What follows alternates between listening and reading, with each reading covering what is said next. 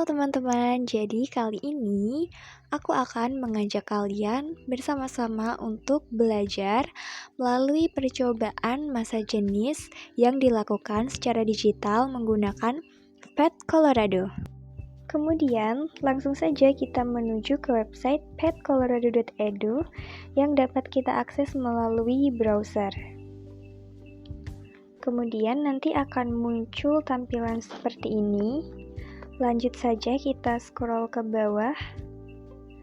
Dan di sini sudah terdapat 5 pilihan bidang praktikum atau percobaan yang dapat kita lakukan. Di sini ada percobaan fisika, kimia, matematika, ilmu kebumian maupun juga biologi.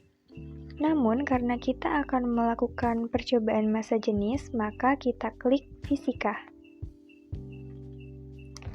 Kemudian akan muncul tampilan seperti ini. Agar hasilnya lebih banyak, bisa kita hilangkan saja HTML-nya.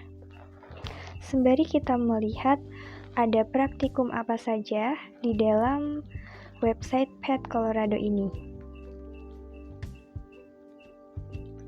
Karena kita akan melakukan praktikum masa jenis, kita klik saja untuk menu praktikum masa jenis yaitu density.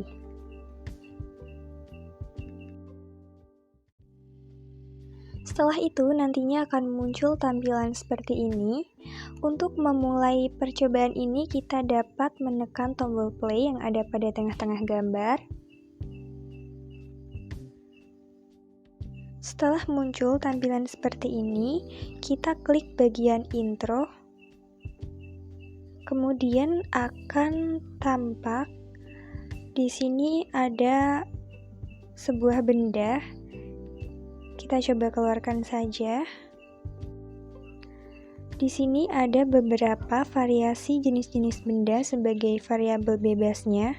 Ada styrofoam, kemudian juga ada kayu, kemudian ada es, batu bata, dan aluminium.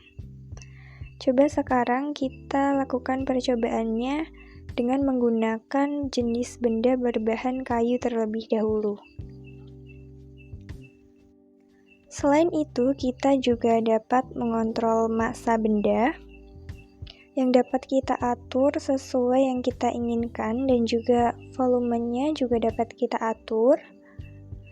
Untuk massanya, saya akan coba menggunakan massa sebesar 3 kg. Nah, di sini dapat kita ketahui bersama bahwa terdapat massa berbahan kayu dengan sebesar 3 kg, kemudian juga ada air sebelum dimasukkan massa dengan volume 100 liter. Kemudian pada bagian atas juga terdapat keterangan mengenai massa jenis kayu yaitu 0,4 kg per liter. Sekarang kita coba masukkan kayu ini ke dalam air, apa yang akan terjadi?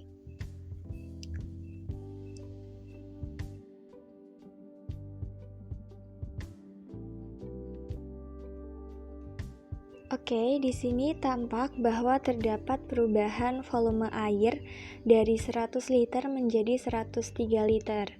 Nah, di sini kita dapat mengetahui kalau kayu ini mengapung ya teman-teman. Hal ini ditandai dengan bagian yang tercelup air itu lebih sedikit daripada bagian yang tidak terkena air. Mengapa kayu ini mengapung?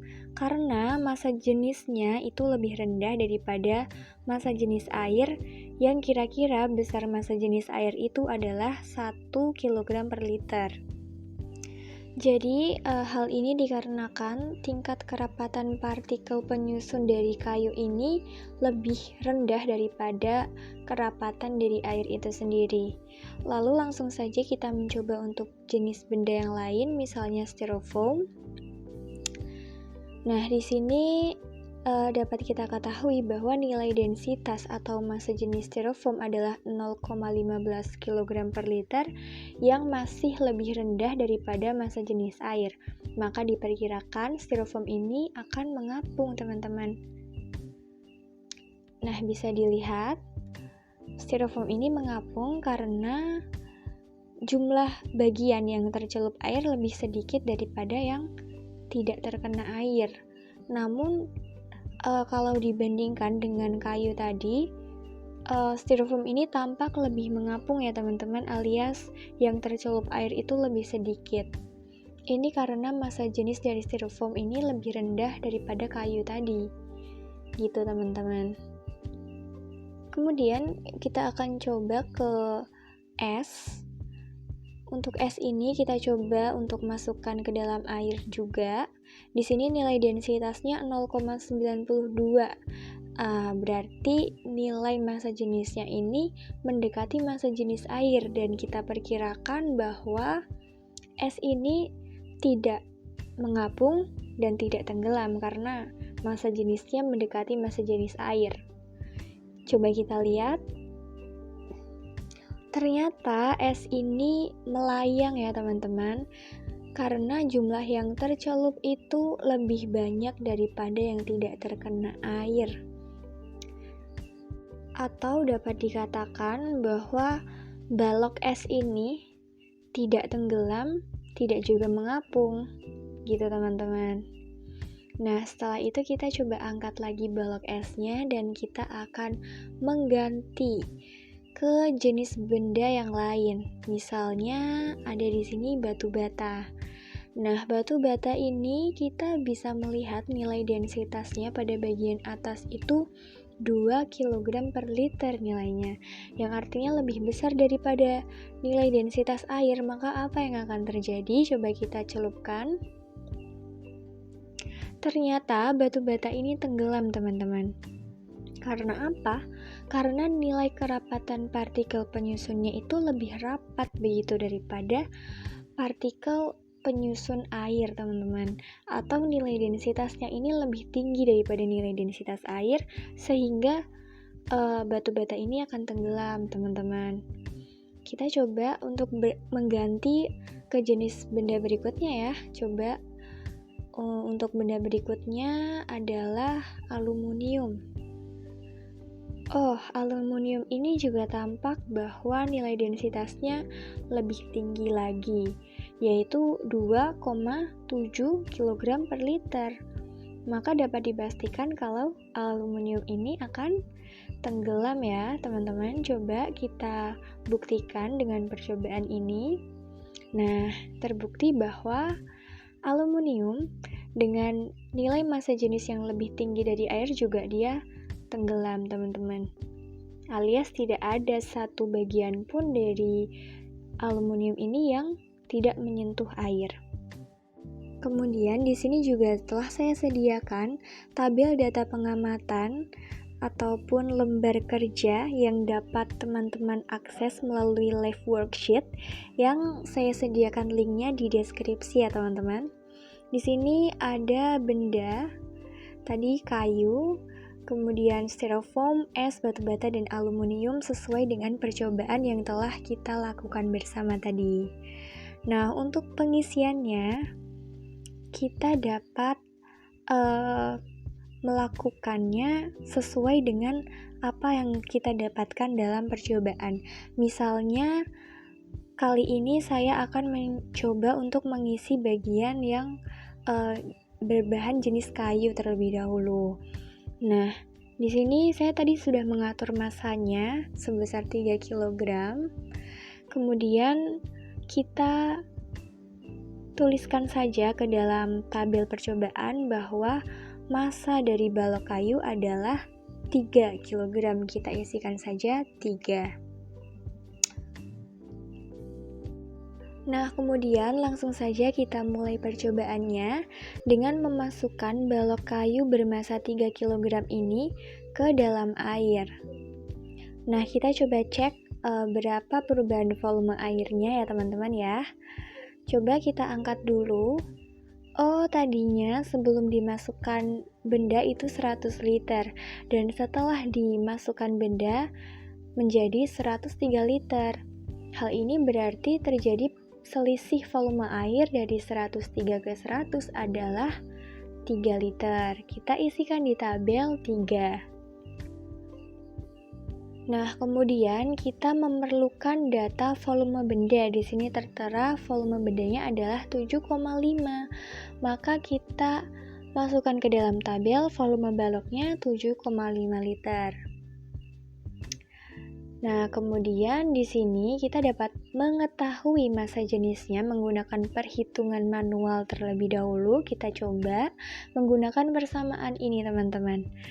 Nah, persamaan ini adalah rumus massa jenis, yaitu Rho sama dengan massa dibagi dengan volume. Kemudian dari persamaan ini kita dapat menentukan nilai massa jenis dari kayu tadi ya teman-teman. Nah, tadi kan massanya 3 kg dibagi dengan volume dari benda 7,5. 3 dibagi 7,5 berapa teman-teman? Oke, 3 dibagi 7,5 hasilnya 0,4. Hal ini menunjukkan bahwa massa jenis kayu berdasarkan perhitungan adalah 0,4. Coba kita cocokkan dengan yang ada di simulation-nya. Cocok ya teman-teman, hasilnya sama 0,4 juga. Kemudian setelah itu kita coba deh ganti dengan jenis benda yang lain. Apakah hasilnya sama juga atau enggak? Coba kita ganti ke styrofoam.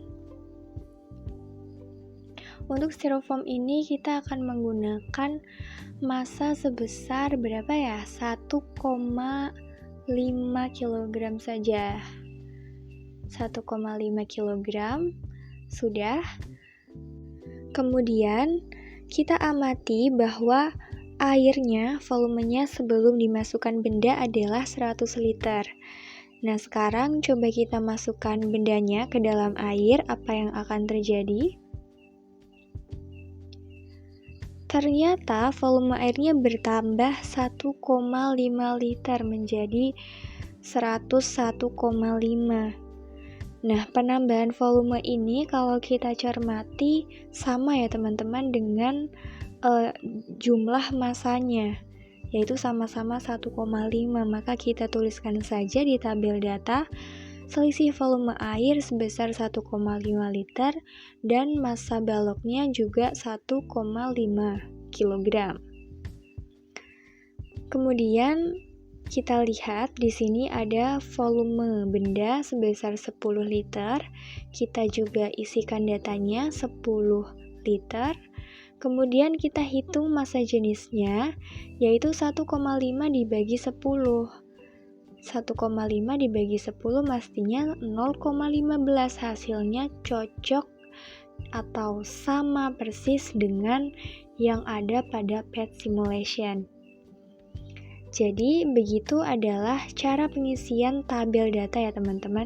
Teman-teman juga bisa menggunakan variasi-variasi benda yang lain, silahkan dicoba. Dan selamat mencoba!